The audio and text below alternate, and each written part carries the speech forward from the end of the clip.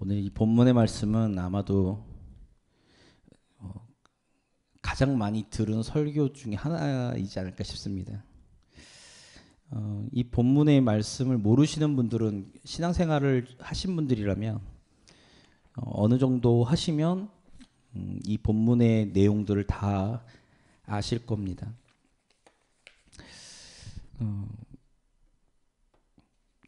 이 본문의 내용은 제가 오늘 특별히 그거를 하진 않을 거고요.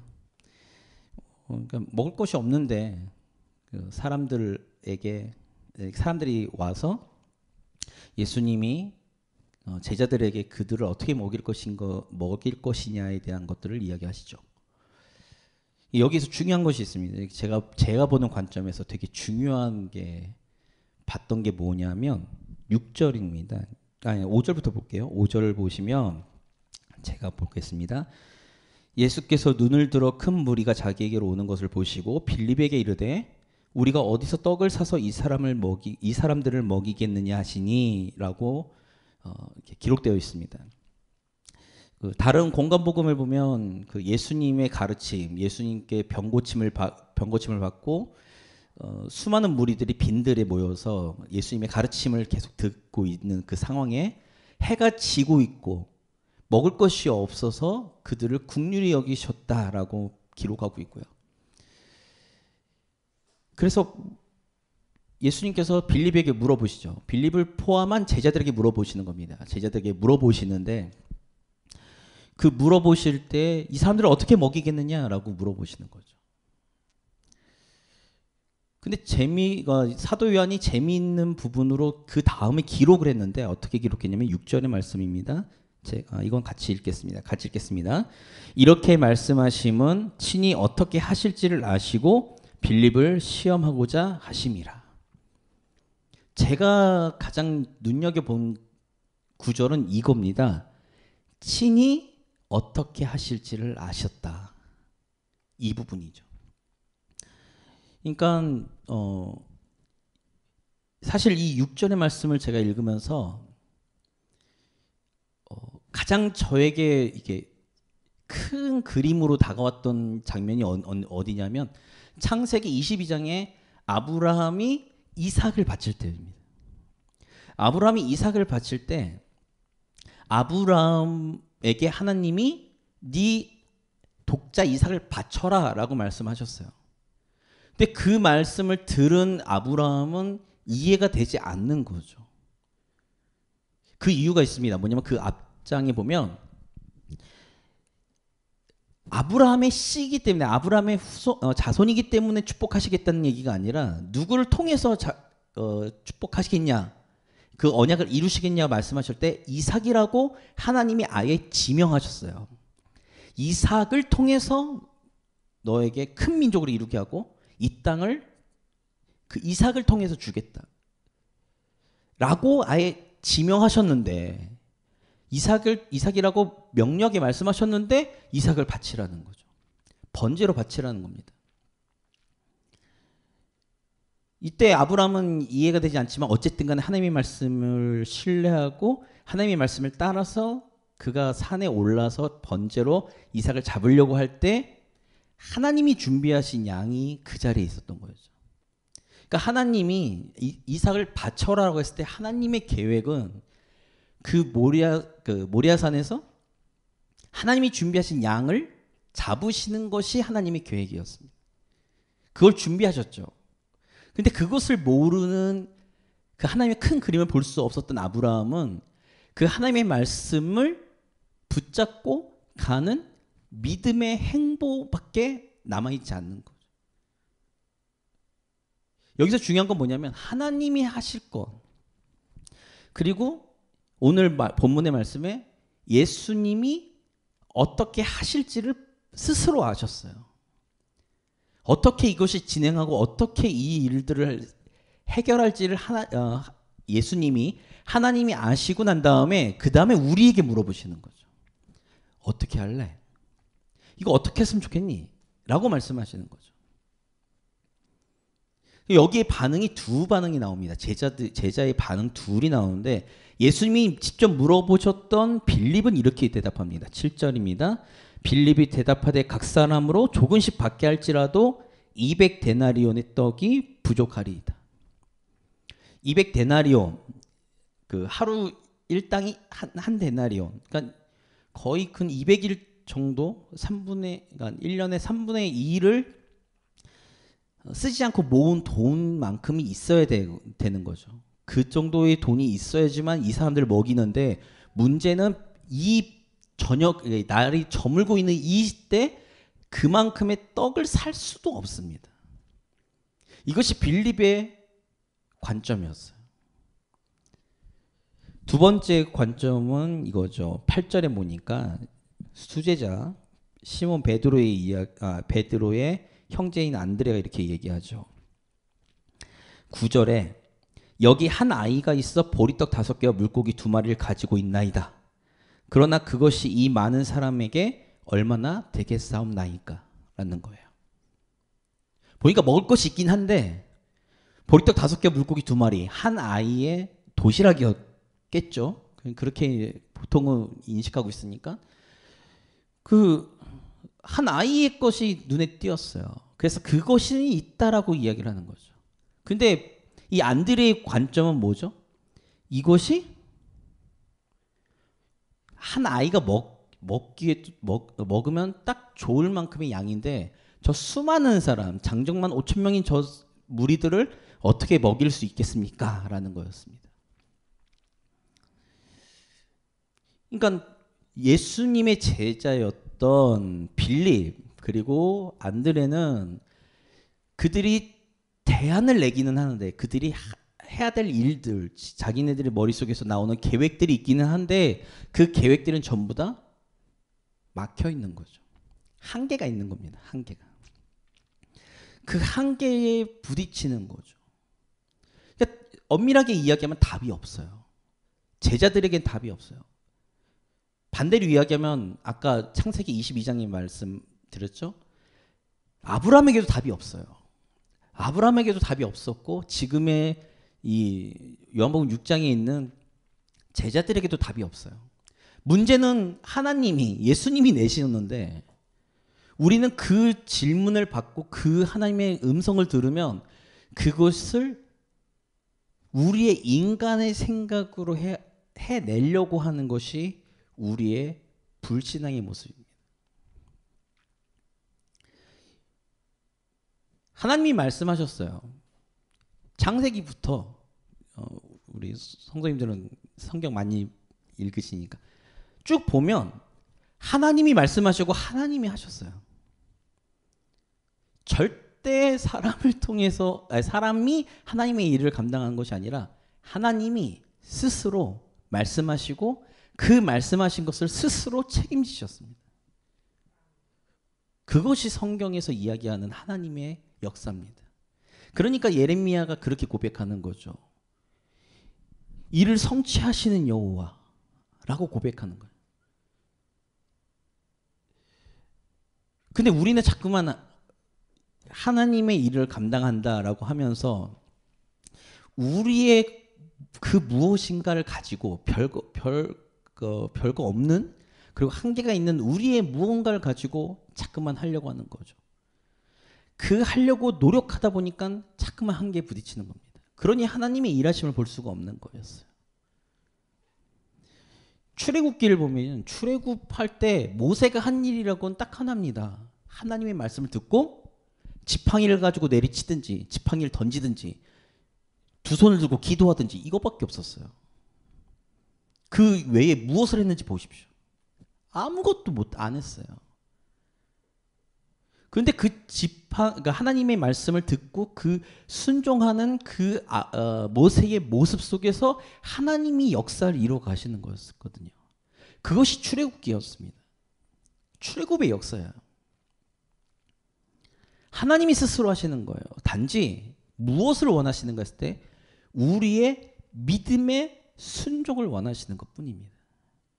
그 믿음의 순종을 하느냐 안 하느냐를 하나님께서 보시는 거지, 하나님이 계획이 있는 거예요. 하나님의 계획은 우리는 절대 감당하지 못합니다. 우리는 그것의 전제를 깔아야 되는데 잠깐만 안 까는 거죠. 교만하니까. 교만하니까 자꾸만 그것을 우리는 인정하지 못하는 거예요. 하나님이 계획하셨어요. 하나님이 계획하셨어요. 그 일을 우리가 이룰 수 있다고 생각하시면 오만입니다. 그거는. 한 가지 예로 제 지금 초등학교 4학년짜리 제 아들이 있는데 제가 어떤 일을 계획했어요. 근데 제 아들한테 아들아 이거 어떤 일을 이렇게 할 건데 이거 어떻게 했으면 좋겠니? 라고 물어볼 때 제 아들이 무언가를 하기를 원해서 제가 물어볼까요? 아들 골탕 먹이려고 제가 일부러 막 내가 해야 될 일을 떠넘기는 걸까요? 아니거든요. 제 머릿속에 답이 있는데 그거에 대해서 그냥 아들과 함께 하고 싶은 거예요. 함께 하고 싶기 때문에 물어보는 거예요. 아들아 이거 어떻게 했으면 좋겠니? 근데 답을 얘기할 때 초등학교 4학년짜리가 무슨 답을 내겠습니까? 말도 안 되는 답을 내요. 그러니까 그 답을 듣는 게 중요한 게 아니거든요. 제 플랜이 있고 제 계획이 있는데 그것을 실행할 능력은 나한테 있는데 아들한테 물어본다는 거는 아들과 함께 그 일을 하고 싶어서 하는 거라는 거예요. 그러면 하나님이 우리에게 이렇게 물어보실 때는 빌립에게 물어보실 때는 아브라함에게 명령하실 때는 말씀하실 때는 무엇을 원해서 하실까 했을 때 함께 그냥 가기를 원하시는 거예요. 그래서 궁극적으로 하나님이 받으실 영광에 우리를 참여시키기 위해서 하나님이 홀로 영광 받으셔야 되는데 하나님의 백성이며 하나님의 자녀인 우리를 그 하나님의 영광의 자리에 끌어다가 그냥 같이 그 영광을 받고 싶으신 거예요. 그것이 하나님의 계획입니다. 오늘의 본문의 말씀이 그거예요. 이 본문에서 아무것도 없어요. 그러면 한 가지 제가 여기서 발칙한 상상을 하나 말씀을 드리면 그럼 한번 생각해 보십시오. 만약에 한 어린 나이에 도시락이 없었어요. 그러면 오병이의 기적은 안 일어났을까? 이런 발칙한 상상도 해봅니다. 저는. 그러면 그 오병이 그 한 어린 나이에 떡 5개, 물고기 2마리의 그 도시락이 없었다면 어떻게 됐을까? 그러면 오늘의 이 본문의 내용은 쓰여지지 않았을까? 라고 했을 때 제 결론은 아닙니다. 왜요? 예수님이 친히 어떻게 하실 거라는 계획이 있으셨어요. 이 무리들을 내가 어떻게든 먹일 거라는 예수님의 계획이 있었어요. 그 계획이 있었는데 그냥 제자들의 믿음에, 그래서 여기서 표현이 뭐죠? 시험하는 거예요. 무엇에 대한 시험이요? 믿음에 대한 시험이죠. 테스트를 해보는 거예요.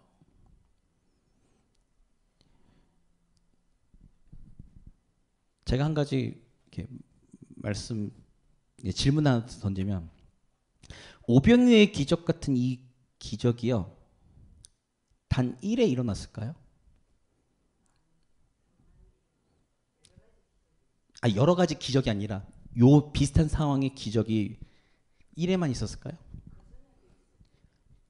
그렇죠. 그 전에도 있었어요. 그걸 뭐라고 그러죠? 그걸 뭐라고 그러더라? 떡이 4개인가? 그러니까 이 오병의 기적 말고 이 비슷한 상황이요. 그 전에 있었어요. 그래서 그 성경의 기록이 뭐라고 돼 있냐면 제자들이 그것을 보고도 믿음이 없다고 얘기하는 거예요. 비슷한 상황이, 그러니까 비슷하게 수많은 무리들을 먹이는 장면인데 제가 말씀드리고 싶은 건 뭐냐면 한 어린 나이에 떡을 가지고서 그 도시락을 가지고서 오병이의 기적이 일어난 걸로 우리는 생각을 하는데 그 다른 본문에는 그것이 아니라 다른 방식으로도 예수님이 수많은 군중들을 먹였다라는 기록이 있습니다. 그러니까 그 기록이 있어요. 성경을 이렇게 찾아보시면. 그런데 제자들은 그것을 비슷한 상황을 봤는데도 믿음이 없는 거예요. 제가 여기서 제가 말씀드리고 싶은 게 뭐냐면 이거예요. 뭐냐면 그러니까 예수님이 하나님이 우리에게 무엇인가를 말씀하셨어요. 그리고 우리 마음에 감동을 주셨어요. 그리고 하나님의 계획을 우리에게 보여주셨어요. 그 비전이라는 것을 보여주셨을 때 그 비전을 이루어가는 것이 우리라고 잠깐 착각한다는 거예요. 아니라는. 하나님이 이루실 거라는 거예요. 하나님이 일하실 거고 하나님이 이루어 가실 거예요. 근데 우리가 아무리 발버둥을 쳐봤자 무엇을 우리가 우리 손에 쥐을 수 있겠냐는 거죠. 빌립 같은 대답밖에 없습니다. 동계산 해보니까 돈이 모자르네. 동계산을 해보니까 이거 지금 못 사. 그리고 누군가의 어떤 그 한 어린아이 그 도시락을 그 헌신을 보면서 안드레의 표현처럼 저 갖고 뭐가 되겠어 라는 거예요. 이런 판단만 우리가 한다는 거죠. 그 이면에 하나님이 일하실 것에 대한 기대감은 전혀 없는. 내 플랜, 내 계획, 내 것, 나의 능력으로 무언가를 하려고 한다? 그것은 의미가 없습니다. 개인적으로 성도님들에게 던지는 메시지이기도 하지만 이 메시지는 저에게도 동일하게 부메랑처럼 저에게도 제 스스로에게도 하는 메시지입니다. 저는 개인적으로 보니까요. 제 개인적인 삶에서 사역에서 보니까 내가 이런 거 경험해봤어 라고 하는 순간 하나님의 일이 사라지더라고요. 하나님의 역사가 사라지더라고요. 제가 항상 말하는 것 중에 하나가 뭐냐면 성공의 경험이 절대 두 번째 성공으로 이끌지 못합니다. 그거 알고 계신지 모르는데 저 실리콘밸리라고 저기 미국에 그 창업해가지고 되게 신선한 어떤 그 제품들을 내는 회사들이 있어요. 그 실리콘밸리라고 이렇게 조성돼 있어서 실리콘밸리에서 성공한 사람이 상당히 많습니다. 그 CEO들이 많아요. 근데 그 CEO들이 다른 사업을 해가지고 아니면 비슷한 직종의 사업을 해가지고 성공한 적이 없습니다. 성공한 사람들이 비슷하게 성공한 적이 없다라는 것이 미국의 통계입니다. 이유가 뭐냐면 그 성공의 경험만 가지고서 가는 건데 문제는 그때의 성공했던 환경과 조건이 지금에서는 달라졌다라는 것을 인식하지 못하는 거예요. 그래서 거의 다 대부분 실패한답니다. 그래서 보통 이제 저자들 그런 어떤 창업이라든지 뭐 이런 것들 벤처라든지 대해서 미국에서 그 책 같은 걸 쓰거나 강의하는 사람들의 가장 첫 번째가 뭐냐면 당신의 모든 성공의 경험을 다 포기하십시오라는 거예요. 제 경험도 마찬가지인 것 같습니다. 사역에 대한 경험이 있어서 제가 말씀드렸죠. 제가 몇 년이야?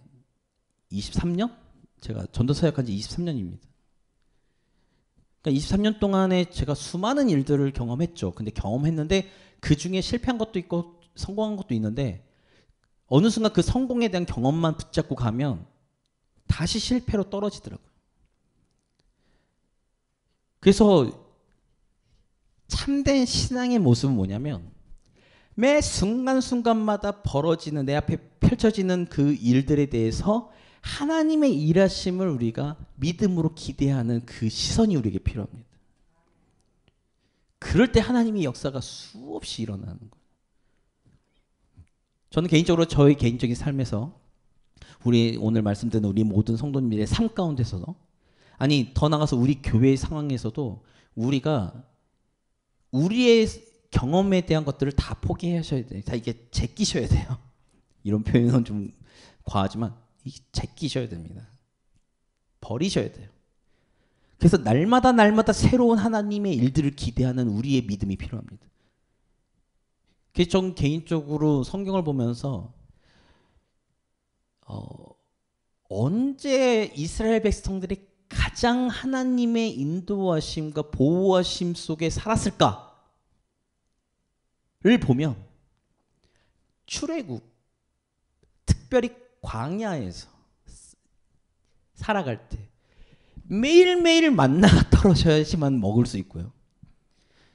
그 광야 속에서 반석에서 물이 나와야지 물을 마실 수 있고요.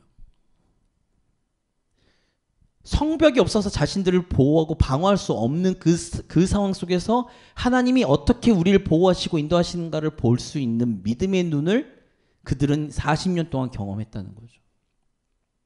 물론 그 40년 동안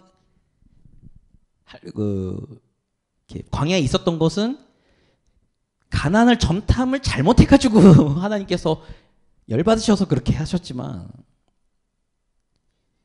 되게 재밌는 거는 광야에서 태어난 세대들이 가나안 땅으로 들어가는, 오직 여호수아와 갈렙, 그 믿음의 시선을 가졌던 여호수아와 갈렙만을 제외한 나머지는 다 광야에서 하나님의 인도하심을 경험한 사람들이었어요.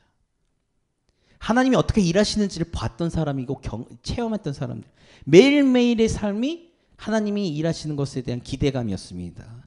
그래서 여리고성을 처음에, 그 견고한 여리고성을 무너뜨릴 때 아무도, 그 수많은 백성들이 아무도 입을 열지 않을 정도의 믿음의 순종을 할 수 있었던 이유가 바로 거기 있습니다.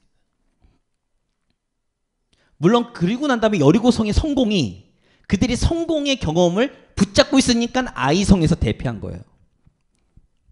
제가 보는 관점은 그렇습니다.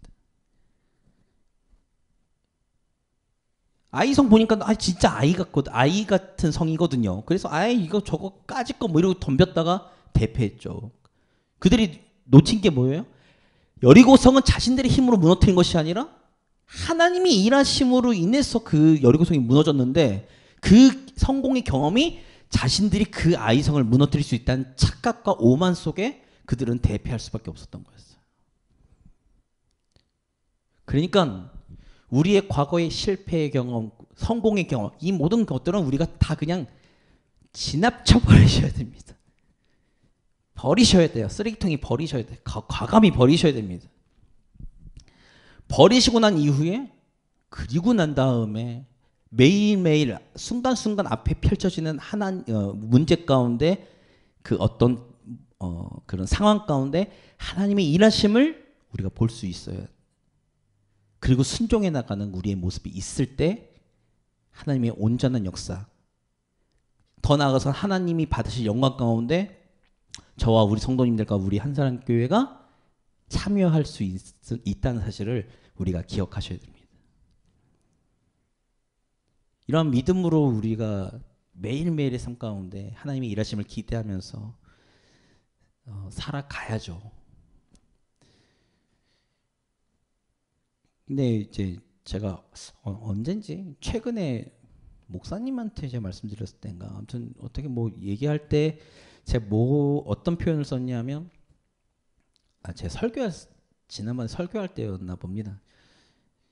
나이가 조금씩 들면서 나도 모르게 내 주변에 성을 쌓고 있더라. 내가 나를 보호할 수 있는 무언가를, 눈에 보이는 무언가를 내가 붙잡고 있더라. 그러니까 하나님의 일하심을 내가 보지 못하고 있다라는 것들을 제가 요 근래 되게 경험을 많이 합니다. 이 얘기 하나만 하고 마치려고 하는데요. 저도 이제 들은 얘기입니다. 들은 얘기.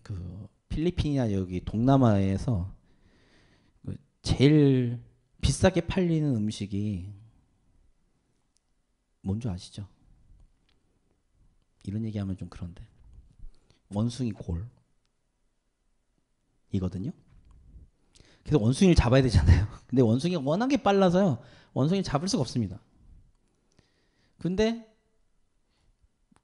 동남아 사람들이 원숭이 잡을 때 어떻게 잡냐면, 이렇게 목이 이렇게 얇은 호리병 안에 원숭이가 좋아할 만한 곡물들을 막 넣어서 이렇게 줄에 매다가지고 절대 그러니까 갖고 못 그러니까 도망치지 못할 정도로 굳건하게 이렇게 막 매면 한창 있다가 오면 원숭이가 이렇게 손을 넣어가지고 빼려고 한답니다. 막 끙끙대고 있답니다. 그러면 이 사람들이 사냥꾼들이 이제 다가가면 소리를 빡빡 지르면서 막 울면서 막 뺀대요. 막 격렬하게 뺀대요. 그러다 잡히는 거야. 손을 놓으면 손이 빠져서 나갈 텐데 욕심 때문에 자기가 먹지도 못하고 계속 이거를 빼는 거죠. 더 잡으려고. 그래서 제가 어릴 때부터 들었던 설교 예화 중에 하나가 이 얘기였거든요. 근데 이것은 진리인 것 같습니다. 우리도 우리의 욕심이 눈앞을 가릴 때, 그리고 우리의 경험이라는 그 성공이라는 우리의 그러한 자산에 대한 욕심들이 우리 안에 생길 때 우리가 그것을 포기하지 않으면 하나님이 일하실 수 없다는 것을 우리가 꼭 기억하셔야 됩니다. 그래서 성경에서는 항상 막다른 골목에 아무도 없는 광야에 있을 때 하나님의 크신 일들을 보았다는 것을 기억하시면서 오늘 우리가 우리의 것들 좀 내려놓을 수 있는 그런 시간이 되기를 간절히 바라고 기도로 하고